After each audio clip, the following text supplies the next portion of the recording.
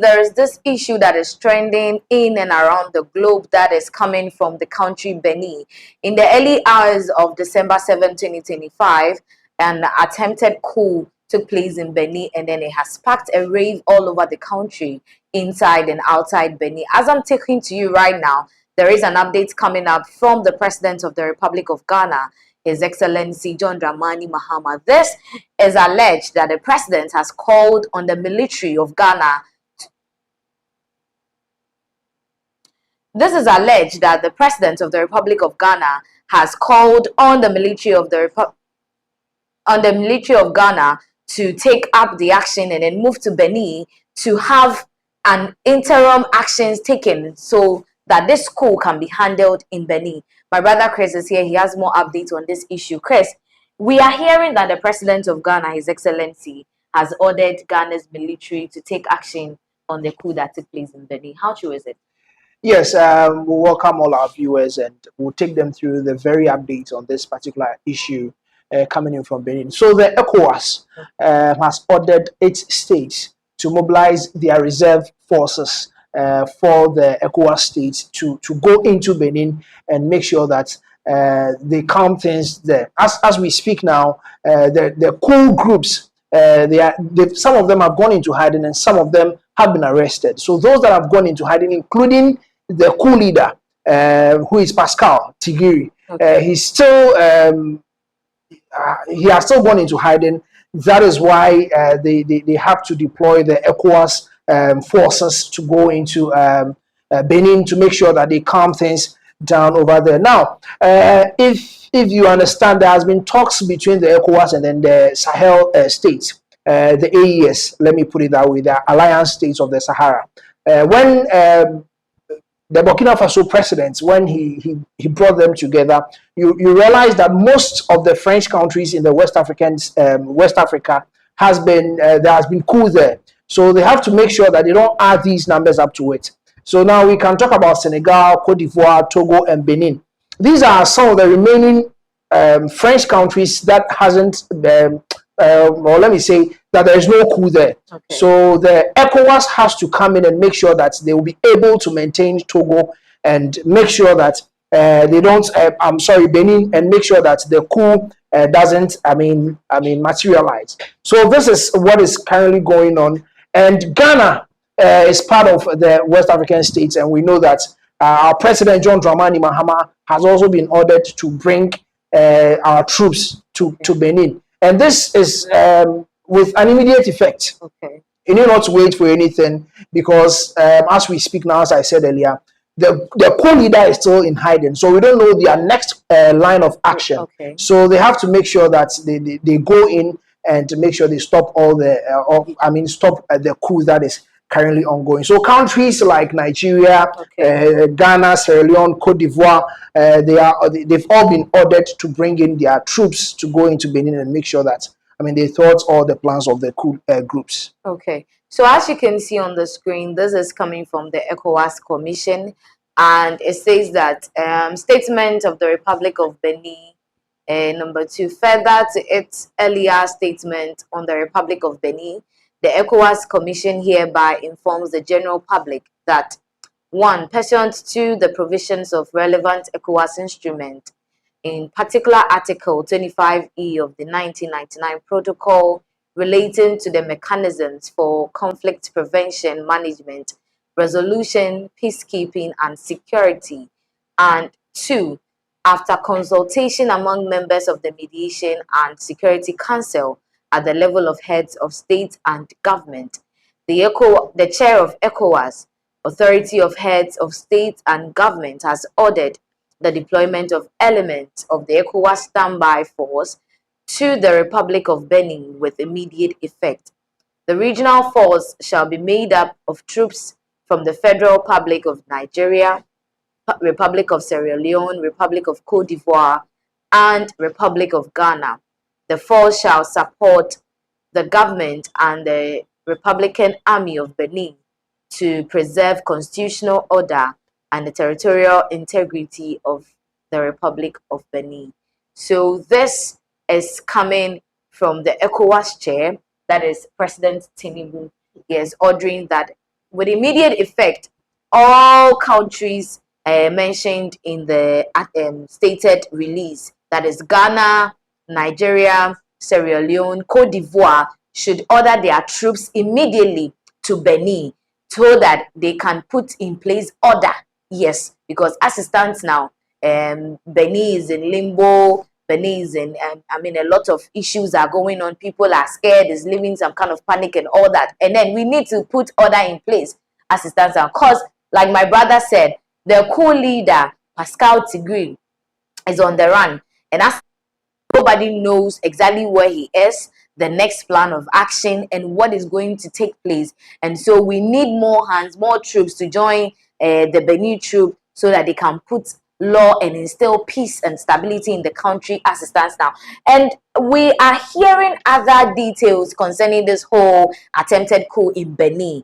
And Chris is here. Chris, we are hearing that Nigeria and France, there was a bomb invasion in Benin. Can you tell us more about that? Can you give us more details? Yes. So earlier yesterday, when all this attempted coup news started breaking onto the internet and all that, we heard that the France president, Emmanuel Macron, called the Nigerian president. You know, they share borders, and you know you can't call Togo to go in and assist. So he called President Tinubu to make sure that he calmed things down in Benin, because if the military is trying to stage a coup in your country, it is very good that we got another side of the military in Benin to make sure that, I mean, the coup doesn't happen. But then if we had the entire military coming together to do the coup, it means we will need an external force to come in to support. That is how come Nigeria came in very quickly and swiftly. As of yesterday in the morning, they went into Benin. They flown their jets, their fighter jets into Benin. So you could see in Benin a lot of fighter jets were, I mean, parading themselves in their airspace and making sure that they calm things down. As it stands now, they are targeting the places where the coup leaders or the coup groups, they've gone into hiding.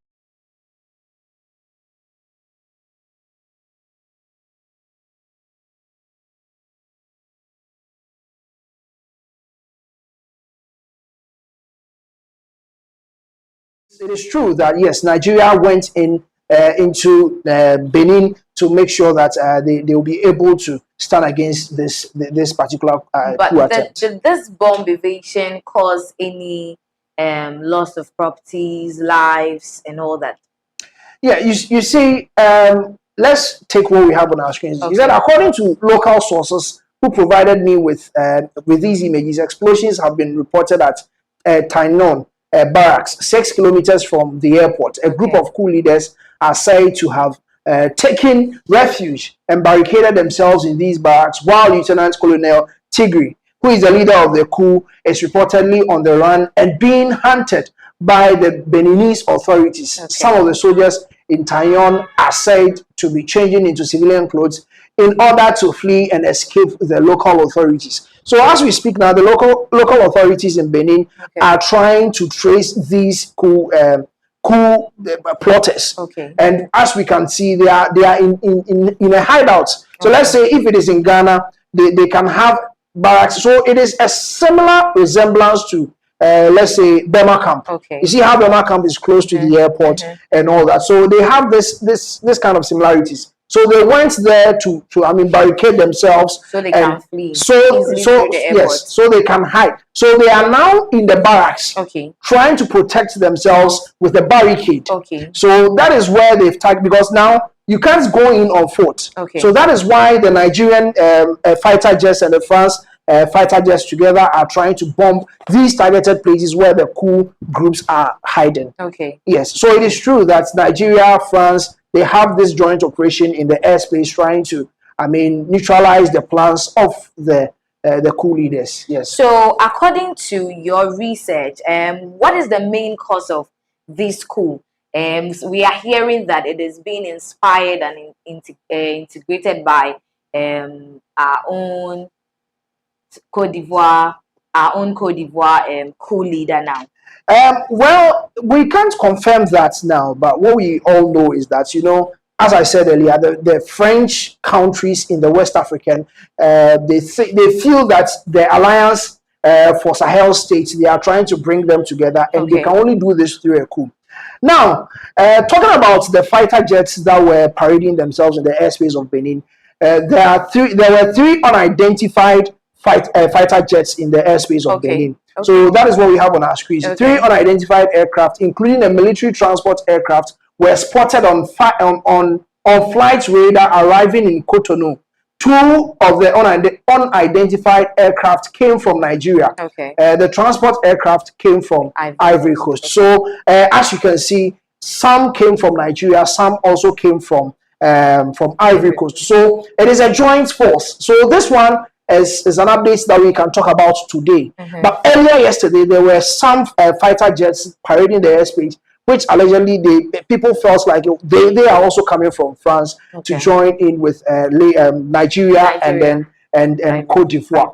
Now, from what people are hearing, or from the local sources or the authorities themselves, it has been made known that there are some kind of negotiations underway. But let's see on our screens now. We can see one flight that is heading towards Benin. So that from the direction of the flight, it is coming from Cote d'Ivoire. And there were some other pictures too that we saw that there were some other planes moving from right to left, meaning from Nigeria to Cotonou, Benin. So yes, as I was saying earlier, it appears three Nigerian Air Force aircrafts entered Benin. Two of them entered together and are quite fast. The stranger maneuver was both of them coming together as one is from Abuja and the other from Lagos. So yes, that is more explanation to the fighter jets that were going into Benin. So that is what we have on the radar, as we can see on the map. There, one is moving from what do you call it, from Lagos, and yes, we can see two other planes already in between Togo and then Benin. Yes. So as I was saying earlier, from local sources, the negotiations are underway with Lieutenant Colonel Pascal. Yes. Regarding his surrender. Now they want him to come out and then surrender. That is what they are trying to do with him. So now there is this breaking through that we want to talk about. This is France and Nigeria bomb Benin as country under coup attempt. French and Nigerian fighter jets are targeting targets in Benin linked to the coup plotters and trying to stop the removal of their controlled presidents. Now, this talks about France's president. People feel like some of these French countries are being controlled by France. And in order to maintain that kind of control or their hand that they have over Benin, they have to ensure that this coup doesn't materialize. Because if this coup should happen, it will be like similar. It will be a similar situation as Burkina Faso. As we know, as we speak now, there is no link between Burkina Faso and France. Do you understand? So if this coup should materialize or should happen, it is going to mean, or it will mean that France will no longer have control over Benin. So that is why we could see that they are coming in, because like if this is happening, it is related to Africans. ECOWAS can handle it. I learned that AU has also issued a communication trying to speak against the coup that is happening. So ECOWAS can handle it. AU can also handle it. But for some of these reasons, France has also come in, that they are trying to make sure that this coup doesn't materialize. Okay. Now, there are other details and updates coming up that there is a link between this particular Benin coup and then that of Guinea-Bissau. Can you throw more light on it for us? Yeah, so as I was saying earlier, the Alliance for Sahel States, people have the feel that they are doing this together. Do you understand? So people started mentioning Ibrahim Traore's name, Mali's president, Niger, and then the most recent one with Guinea. They started mentioning their name. So they have a few that it has some kind of a link. But for we to continue, let's look at what we have on our screens. That is coming from the United States of America. Okay. So this is coming from the United States of America. So the U.S. Embassy in Cotonou, they've come out with a communication trying to talk about, how they are not happy with what is happening in Benin, and the fact that they have their citizens in Benin, trying to give them some special directives that will make sure that they protect their citizens that are currently in Benin. Yes. Okay, so as we can see on the screen, this is from U.S. Embassy Cotonou. It says, the U.S. Embassy in Cotonou continues to monitor the situation in Benin and will share more information as it becomes available. We encourage U.S. citizens to continue to shelter in place. Due to the ongoing situation, regular consular appointments, including visa and passport services, will be suspended on Monday, December 8th, until further notice. For U.S. citizens requiring emergency assistance, please email. So that is the email down there. Now it says that is the United States Embassy. That is so as you can see there, down there is French. I'm a Ghanaian. So those that went to French school come and read it. But that is what the U.S. Embassy is saying. So as you can see, they are monitoring the situation in Benin, and we share more information as it becomes available. We encourage citizens. So as we read earlier, they should find a suitable place and then hide themselves and make sure that they are safe, and they don't get themselves entangled in any chaos or anything like that. And they've left an email. So then U.S. citizens in Benin, if there is any state of emergency and you will need assistance, it says you can email acscotonou@state.gov. So that is what the U.S. state has also come out to say. That is telling us that this coup has really traveled far, and then a lot of the first class countries are getting involved with this issue. Yes, we know the United States of America. President Trump has recently launched his peace institution. His peace.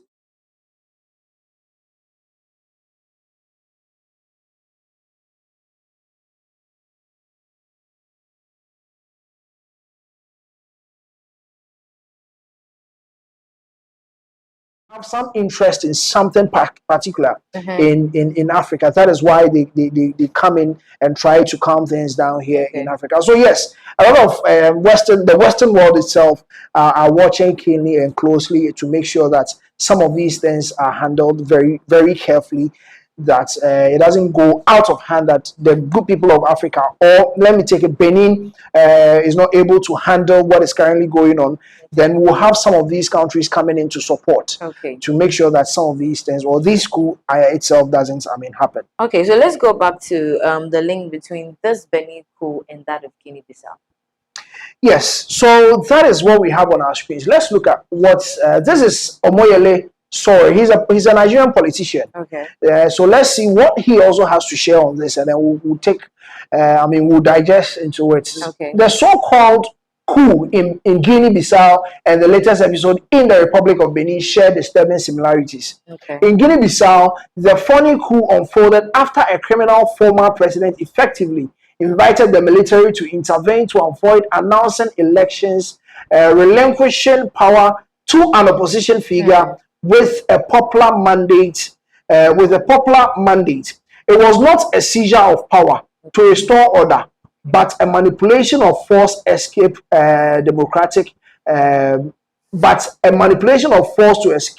democratic progress. So yes, so you see how they are related. With this one, with the military felt like the progress of let's say democracy, the progress of the election, or the process that the election has to go through, are being thwarted in order to declare someone else as president, of which the good people of Guinea hasn't given the mandate to become the president.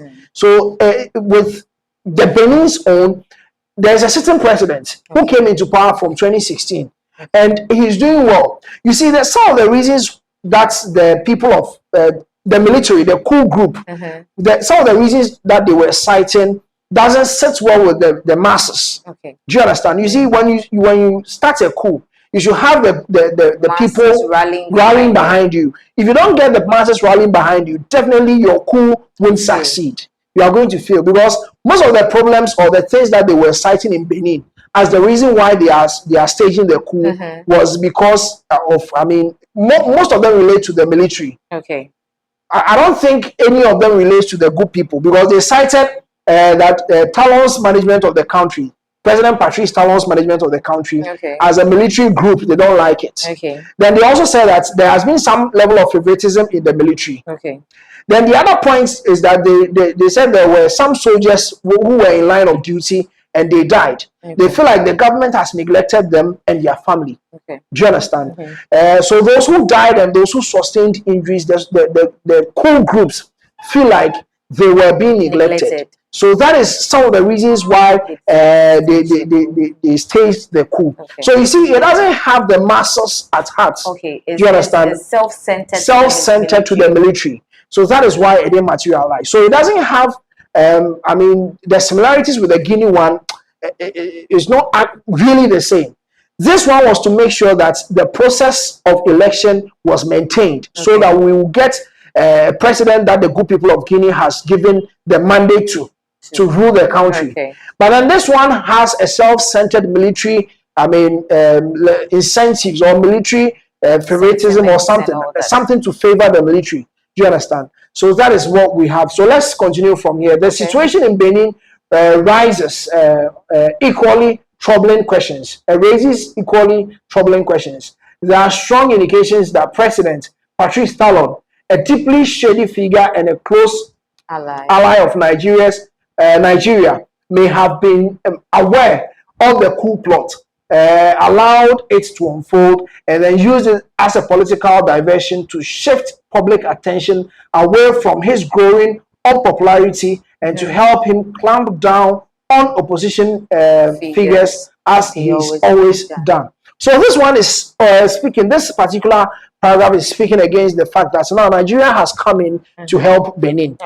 Now they have a feel that all this will be associated to the opposition in Benin.